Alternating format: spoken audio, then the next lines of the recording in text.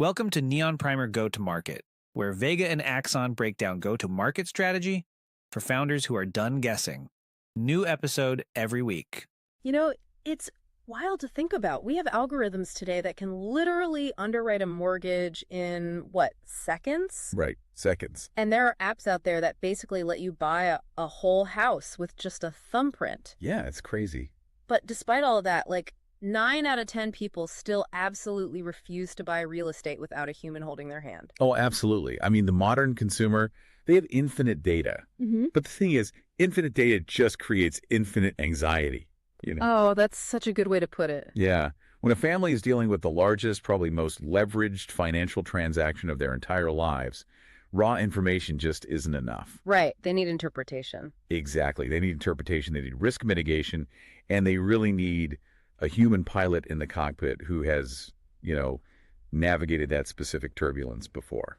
Which brings us perfectly to the mission of today's deep dive. So whether you are a real estate professional looking to scale, or maybe a software marketer trying to understand local service dynamics, or just, insanely curious about how billion-dollar local markets actually operate, this is for you. Yeah, there's a lot to unpack here. There is. We are going to unpack what basically amounts to the ultimate playbook.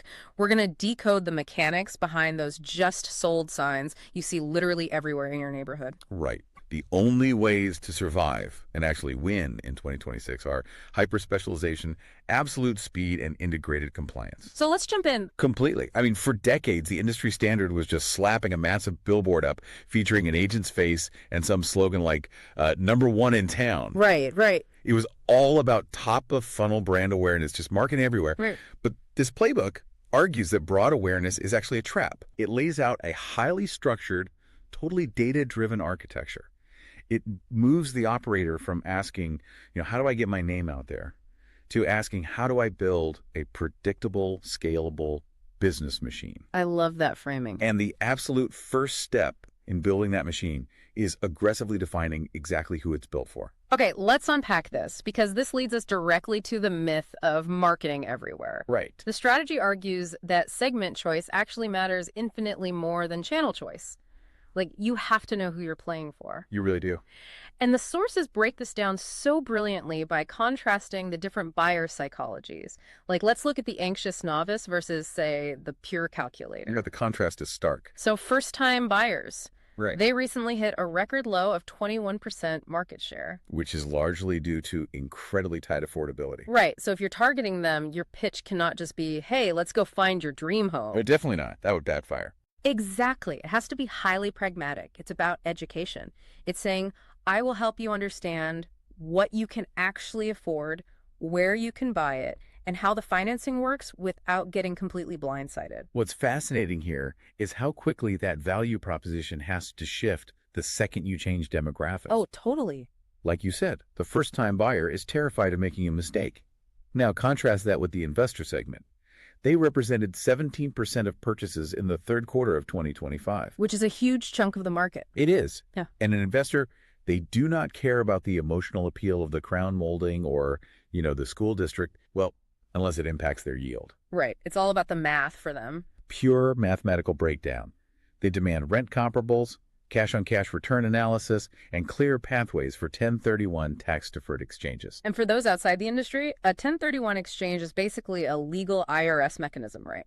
Right. It lets an investor roll the profits from one property directly into another so they don't get completely crushed by capital gains taxes. Exactly. So if you try to give that savvy investor the whole dream home pitch, you lose them instantly. Yeah, you look like an amateur. And, speaking of education and specific segments, look at renters. Oh, absolutely. The data in the outline shows 58% of renters considered buying while they were actively searching for a rental. Right, which makes them this incredible, massive nurture pool if you just approach them as a financial advisor instead of a salesperson. Yes. And the contrasts just keep going. Look at older buyers and downsizers. The data shows 93% of buyers age 60 and older are repeat buyers. They've done this before. Right. They already know how to buy a house. What they need is transition management. I love that term. Me too. do. They basically need a project manager to coordinate the sale of their current home, manage contractors, plan the physical move, and honestly, navigate complex family estate dynamics. Yep. And then, of course, you have the luxury market. The smart luxury buyer demands a totally different ecosystem. They want absolute discretion, genuine market authority, and access to private off-market networks. So when you look at those distinct profiles, the anxious first-timer, the math-driven investor, the overwhelmed downsizer, and the discreet luxury buyer, it becomes obvious why a generic marketing message completely fails. It's just noise to them. Exactly. Buyers and sellers reward neighborhood expertise and verifiable proof of results. If you segment your audience, you can engineer your entire service delivery around their specific psychological and logistical needs. That's the secret sauce right there. Wait, hold on though. Let me push back on this a little bit. Sure, go ahead. Because I understand the concept of tailoring the message. I really do. But if I'm an agent and I publicly claim to only own like 3 to 5 neighborhoods, or I say I focus entirely on downsizing seniors, aren't I leaving massive amounts of money on the table? If I just ignore 80% of the metro area, I feel like I'm artificially capping my own income. I mean, it definitely feels like you're limiting yourself, but you have to consider the actual mechanics of conversion. Okay, how so? Well, let's say you need brain surgery. Oh boy. Okay. Are you going to go to a general practitioner who claims they can fix everything from like a stub toe to a cerebral aneurysm? Definitely not. Right. You're going to the neurosurgeon who does nothing but your specific operation all day long. Ah, I see. The modern client is armed with endless online data. They do not want a commodity. They want the specialist. Right, right. So if you are the undeniable expert in 3 specific neighborhoods, your conversion rate on leads in those neighborhoods just skyrockets. Yeah. Because you have verifiable, hyper-local proof of success. So broad marketing makes you a generic option, but hyper-specialization makes you the only logical choice? Exactly. Okay, so establishing that hyper-specific audience is step 1. We know who we are talking to, Yes. but how do you actually reach them without just setting your marketing budget on fire? That brings us to the operational architecture, all the 4 pillars stack. The engine of the whole operation. Right, and it relies on 4 motions: a referral flywheel, local intent capture, a segment play, and incredibly fast CRM follow-up. And out of all of those, the most critical component, the real anchor, is the referral flywheel. Why is that? Because referrals carry the absolute lowest customer acquisition cost, or CAC.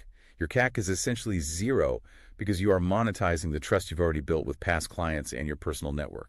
That makes total sense. But what about offline marketing? Like, is the traditional stuff totally dead? Not at all. Offline isn't dead, but it has to be modernized. Open houses and yard signs are still foundational. Yes, the open houses. The playbook makes this crucial point that I just loved. An open house is not actually about selling that specific house. Right. It is a highly engineered database growth event. Every single person walking through that door is a data point to feed your machine. Precisely. And the technology being deployed to capture this intent today is just incredible. There's a case study in the sources about an agent named Jason Cheperdak. Oh, right. The Zillow Showcase case study. Exactly. His team won every single listing pitch in 2025 using a tool called Zillow Showcase. Every single one. That's insane. Every single one. And we really should look at how a tool like that actually wins a pitch. Because Zillow Showcase isn't just taking, slightly better iPhone photos. Right. It's way more than that. It creates interactive, dynamic floor plans and high-resolution virtual tours. When an agent shows a seller that their home will be presented as a premium, immersive digital product rather than just a flat web page, it creates an emotional anchor. Oh, wow. Yeah. The seller feels their asset is being completely protected and elevated. That tech integration is what closes the deal.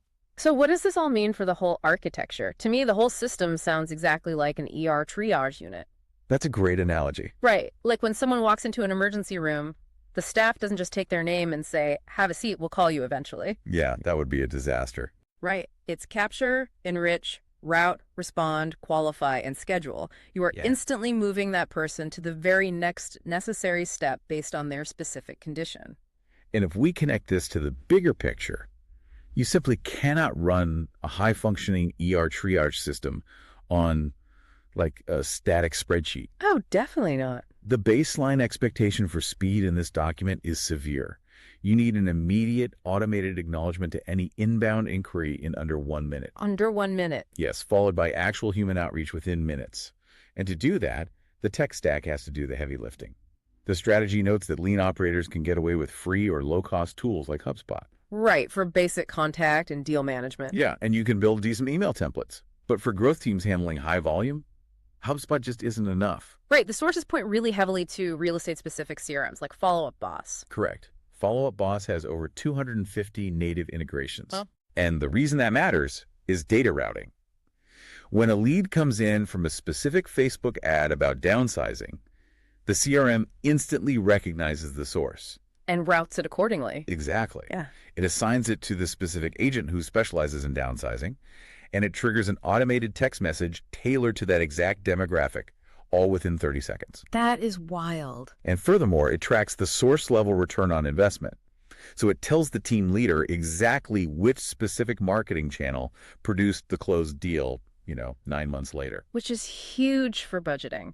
And speaking of response times, I loved the script they provided for this rapid outreach. They call it the buyer speed to lead script. It's so effective. It really is.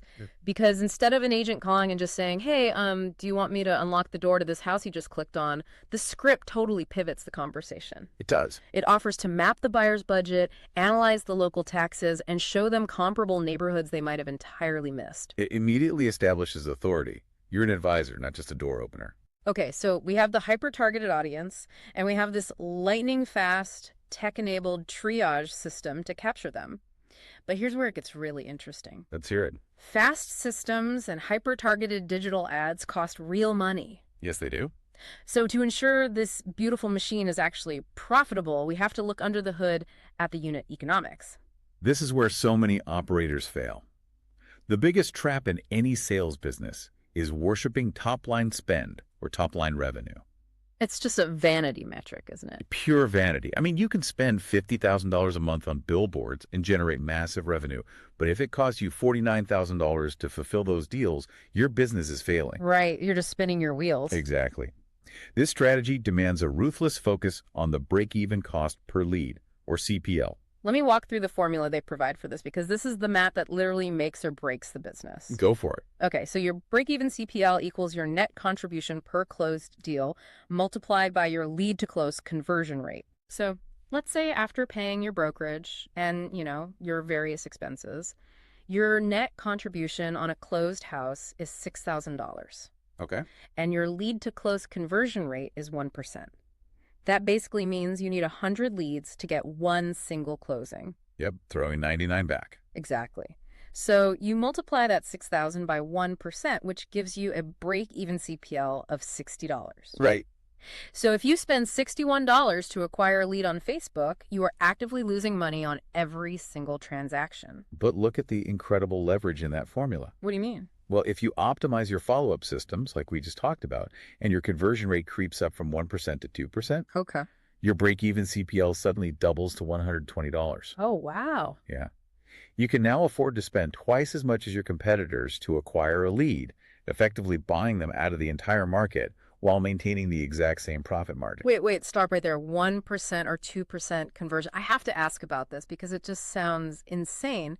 Sounds low, right? It sounds incredibly inefficient. If I am running a business and I am paying for 100 leads and I'm basically throwing 98 or 99 of those leads in the trash just to find 1 or 2 buyers, I'm going bankrupt.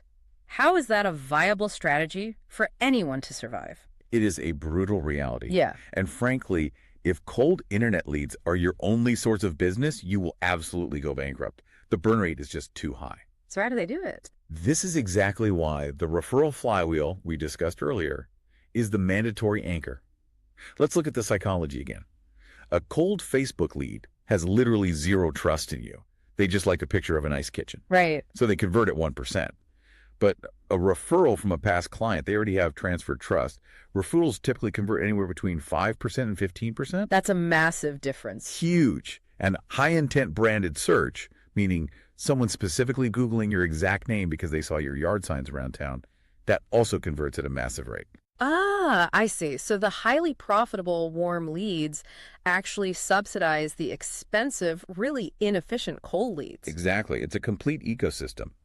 The 10% conversion on your past client network basically pays the overhead and funds the expedition to go prospect the cold channels for new market share. That makes so much more sense. And to manage this ecosystem, the strategy outlines strict budget ladders. Oh, right, the spending tiers. Yeah, a lean operator might spend $3,000 to $5,000 a month on media.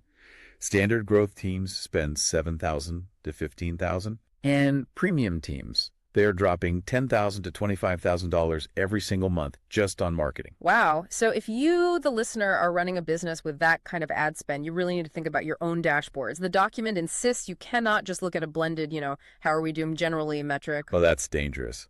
Very. You have to isolate volume, speed, quality, conversion, and economics. If you just collapse all those numbers together, you might see that you're technically profitable overall, but you totally won't realize that your Google ads have a conversion rate twice as high as your Facebook ads. Which means you'd just be guessing where to put your next dollar. Yeah. And guessing at $20,000 a month is a fast track to insolvency. Seriously. You absolutely must have source level clarity. Okay, so we have the specialized audience, we have the tech routing system, and we have the unit economics balanced out. The machine is completely humming. It's purring. But there is a massive external force that can instantly break this entire architecture if you ignore it. The law. Oh, yeah. And that brings us to the invisible guardrails of compliance. The core philosophy outlined here is that legal compliance really must be engineered inside your go-to-market design from day one. It absolutely cannot be bolted onto the end by a lawyer after you've already built the campaign. It's like building a Formula One car. Okay, I like that. Right. You can spend millions engineering the fastest engine and the most aerodynamic chassis in the world. But if you completely ignore the track regulations regarding tire width or fuel limits, you will be disqualified before you even hit the first turn. Yeah, the engine doesn't matter at all if the car isn't actually street legal on that track. Exactly. And the track regulations for real estate have undergone a totally seismic shift, particularly with the recent National Association of Realtors, or NAR, settlement. Massive shift. Yeah. The initial client engagement is completely rewritten now. Agents are strictly required to have a signed, written buyer agreement explicitly defining compensation before they can even take a client on a single home tour. Before even unlocking one door. Exactly. Furthermore, offers of compensation can no longer appear on the multiple listing services governed by the settlement. Which means the days of a casual, let's go look at houses and we'll figure out the money later, those days are totally dead. Completely dead. It really forces the agent to prove their value proposition and negotiate their fee on day one, minute one. It does. But the compliance maze definitely doesn't stop there. You have fair housing and HUD guidelines, which strictly prohibit discriminatory advertising. The playbook warns that when you segment your audience, you must segment by life cycle like downsizers or first-time buyers. Right, you can never use proxies that could violate protected classes. Exactly. And then we hit big tech rules, which completely blow up traditional digital marketing. Google and Meta have heavily restricted housing ad targeting in the US and Canada. You cannot filter your ads by gender, you cannot filter by age, and this is the massive hurdle, you cannot filter by ZIP code. Meta actually forces you into a special ad category that strips away almost all of the micro-targeting tools we're used to. Right. So this raises a really important question, doesn't it? If the entire foundation of our strategy from Section 1 was about hyper-local, three-neighborhood dominance, Yes. how do you actually execute hyper-local digital ads when the platforms legally ban you from targeting by ZIP code? Right. Put yourself in the shoes of a local agent. If I want to target a specific condo building and a 3-block radius, but Facebook forces me to target a 15-mile minimum radius encompassing literally millions of people. It seems impossible. Yeah, how do I not waste all my money on clicks from people who live an hour away? Well, the solution is really brilliant in its simplicity. Why is it? The creative content and the landing page itself must do the targeting work that the algorithm is no longer legally allowed to do. Oh, interesting. Yeah, you are forced to cast a 15-mile geographic net, sure, but your ad headline explicitly calls out the specific neighborhood, like thinking of selling your downtown riverfront condo. Ah. The imagery is distinctly local. The video features the local coffee shop down the street. The ad itself acts as a psychological filter. Only the people who actually live in that micro market will resonate with the creative and click. That is genius. You use your copywriting to filter the audience instead of relying on Facebook's back-end toggles. Exactly. The ad itself is the filter. It is an absolute masterclass in adapting to compliance constraints. It really is. And we still have to factor in telemarketing and email laws, too. The FCC and FTC rules require anyone calling leads to scrub their contact lists against the National Do Not Call Registry every 31 days. Which a lot of people forget to do. Seriously. And email marketing must adhere to the CAN-SPAM Act, which means you need accurate routing headers, transparent subject lines, and clear, actually functional opt-out links. And on top of all of that, you've got the Consumer Financial Protection Bureau. The CFPB. Right. They are applying really heavy scrutiny to mortgage and title referral fees right now. So if you try to create unapproved kickback arrangements or just sloppy marketing service agreements, It's game over. it is. The federal fines will instantly wipe out all those carefully calculated unit economics we just mapped out. Wow. The takeaway here is that the biggest threats to an agent's business aren't actually mysterious market forces or competitor strategies. They are completely preventable operational failures. Self-inflicted wounds. Exactly. Sloppy data hygiene, poorly managed CRM routing, and compliance shortcuts will destroy you. Mastering these unsexy operational details is what actually builds a massive competitive moat. Bringing this all together, the document doesn't just leave you with theory. It wraps up with a highly tactical, 12-week staged launch plan. It gives you the exact roadmap. It really does. It heavily warns against trying to boil the ocean. Week 1 is strictly making your market choice and defining the audience. Week 3 is building the tech stack and that conversion path. Week 7 is launching just one single paid marketing channel. Just one. Right. It is a highly disciplined, methodical implementation. The winners in this 2026 landscape aren't the ones juggling 20 different marketing tactics. No, they're the operators with the clearest promise, the absolute fastest response times, and the strongest operational follow-through. It is a phenomenal blueprint, honestly, because it strips away all the ego. It completely ignores vanity metrics and forces the operator to focus entirely on the mechanics that drive predictable, legally compliant revenue. And for you, the listener, the applications of this deep dive extend far beyond just selling houses. Oh, definitely. Whether you are selling enterprise software, launching a boutique consulting firm, or managing a local service business, the core principle is totally universal. Specialized authority will always defeat generic noise. Every time. When you have a highly specific promise for a defined audience, backed by a rigorous system to deliver it rapidly, you become undeniable in your market. The mechanics of building trust, capturing intent, and managing unit economics, those don't change across industries. If you understand the blueprint here, you can apply it anywhere. Absolutely. But before we let you go, I want to leave you with one final, slightly provocative thought to chew on regarding the future of this industry. I love these. Yeah. So buried deep in the sources was a brief mention of an organization called RESO, the Real Estate Standards Organization. Right. And right now they are pushing aggressively for absolute data interoperability across the entire industry. Which is a huge undertaking. It is. I want you to think about what happens if they fully succeed. Like, imagine a world where data fragmentation just completely disappears. A world where every single agent, big or small, has seamless, instant access to the exact same standardized MLS data everywhere in the country.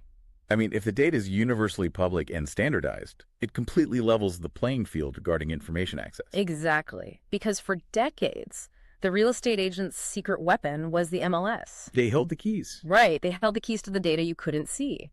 But if everyone has the exact same data, you are no longer valuable simply because you have the information. The gatekeeper model dies. It completely dies. You only become valuable based on how you interpret that data for your specific micro niche. That's a major shift. It is. Does this mean the future of the real estate professional looks significantly less like a traditional salesperson and much more like a financial wealth manager? Moving away from property finders and shifting entirely toward asset advisors. Exactly. It's definitely something to seriously think about the next time you see one of those traditional just sold signs planted in a front yard. Absolutely. Until next time, keep diving deep.